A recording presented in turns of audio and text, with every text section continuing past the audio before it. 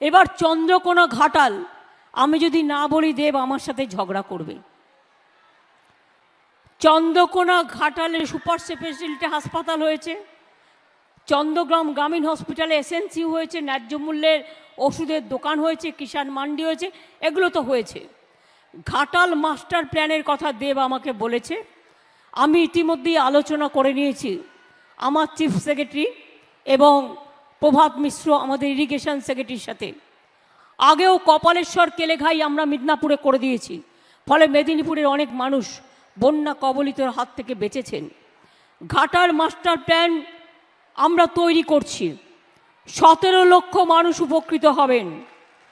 কেন্দ্রীয় সরকার ক্লিয়ারেন্স দিচ্ছে না বলে প্রজেক্টগুলো করা যায়নি, কিন্তু তার মধ্যেই আমরা আমাদের টাকা দিয়ে পলাশপাই, দুর্বাচটি, নতুন কাঁসাই ও ক্ষীরবক্সী নদীতে পুনর্খনন, চন্দ্রেশ্বর খাল ইত্যাদি, এতে ঘাটাল সংলগ্ন পাঁশকুড়া অঞ্চলের মানুষের সুবিধে হবে।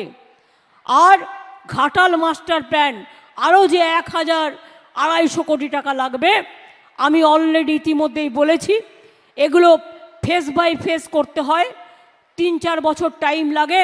কিন্তু দেব যখন আমার কাছে আবদার করেছে, দিদি ভাইকে তো ফেরাতে পারে না, তাই কেন্দ্রের ওপর আর আমরা বসে না থেকে কবে দিল্লি দেবে, তারপরে হবে, কবে কোকিল ডাকবে, তবে বসন্তকাল আসবে, তা চিন্তা না করে আমি ইনস্ট্রাকশন দিচ্ছি, বিশেষ করে আমার প্রভাত মিশ্র এবং গোপালিকা আছে আমার চিফ সেক্রেটারি, তাদের কাছে পরিকল্পনা তৈরি করে এটা যাতে আমরা 3-4 বছরের মধ্যে আমরা করে ফেলতে পারি, তার জন্য।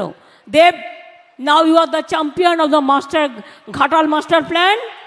সুতরাং তোমার আবদার আমি কিন্তু রেখেছি। এর জন্য দিদিকে একদিন মিষ্টি খাইও না, সূর্যমোদকের মিষ্টি এখানকার খুবই ফেভারিট, সবাই খায়। আগে আমি নিয়ে যেতাম, যখন অটলজি বেঁচে ছিলেন তিনি খুব ভালোবাসতেন মিষ্টি খেতে আর মালপোয়া খেতেন। আমি সূর্যমোদকের দোকান থেকে, আকবর আলী খন্দেকার বেঁচে ছিল, ও কিন্তু নিয়ে যেত এবং দিত।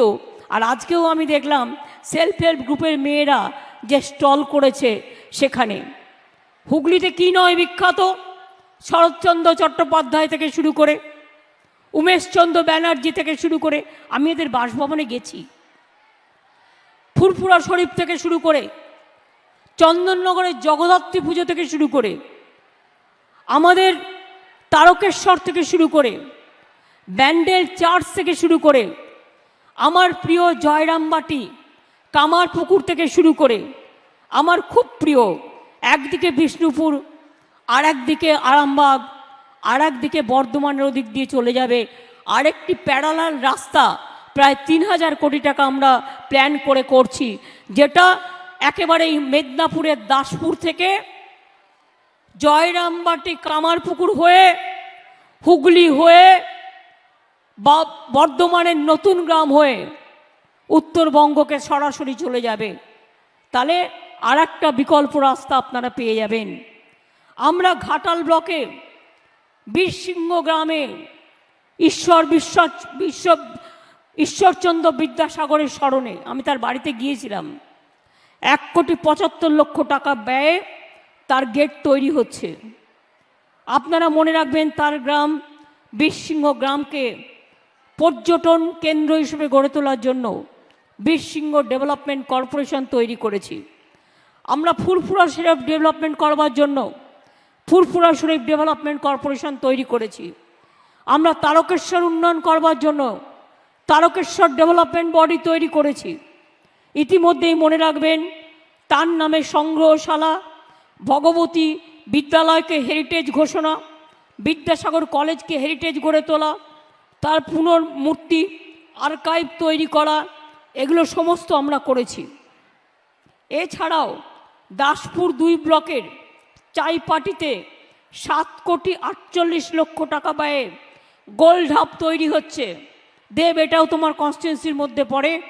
এখানে প্রায় 8 কোটি টাকা ব্যয়ে গোল্ড হাব তৈরি হচ্ছে। মেদিনীপুরের লোকেরা সোনার কাজ খুব ভালো করে, যেমন এখানকার তাঁত বিখ্যাত। আমায় যদি জিজ্ঞেস করেন, দিদি আপনার শাড়িগুলো কে তৈরি করে, আমি বলি হয় নদিয়া নয় ধনেখালি। আমি তৈরি করে দিই, আমি ডিজাইন তৈরি করে দিই, কিন্তু আমার শাড়িটা তৈরি করে দেয় নয় আমার নদিয়ার তাঁতি, নয় আমার ধনেখালির তাঁতি। এরা বিখ্যাত, মনে রাখবেন সবাই।